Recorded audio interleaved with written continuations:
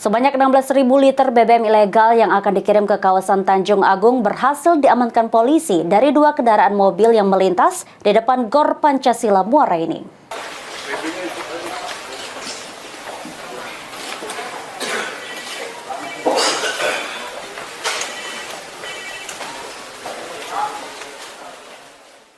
Pengiriman BBM ilegal asal Sekayu berhasil digagalkan oleh anggota Polres Muara Enim, Jalan Ahmad Yani, Kabupaten Muara Enim.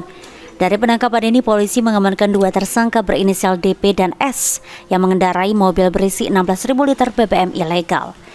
Kapolres Muara Enim AKBP Joni Eka Putra menjelaskan penangkapan DP dan S bermula dari informasi yang didapat adanya praktek ilegal drilling yang akan melakukan pengiriman BBM jenis solar ke kawasan Tanjung Agung, Kabupaten Muara Enim. Setelah dilakukan penyelidikan, petugas langsung mengikuti kedua tersangka dan berhasil diamankan. Dan yang kedua, inisial S. Terkait adanya masyarakat yang melakukan penyalahgunaan pengangkutan bahan bakar minyak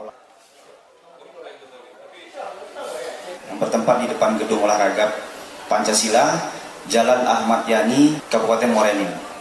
Ada 2 tersangka, yang pertama inisial DP dan yang kedua inisial S. Pasal yang disangkakan yaitu pasal 54 Undang-Undang Nomor 22 Tahun 2001 tentang minyak dan gas bumi.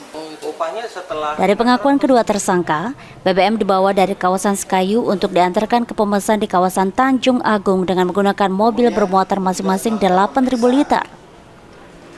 Kedua tersangka sudah melakukan pengiriman sebanyak 2 kali dengan sekali antar mendapatkan upah sebesar Rp2.700.000. 2 kali. Dari mana? Dari Sekayu ke Tanjung.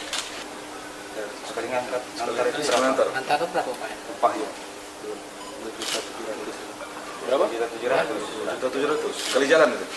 Itu satu orang atau dua-duanya? Satu mobil.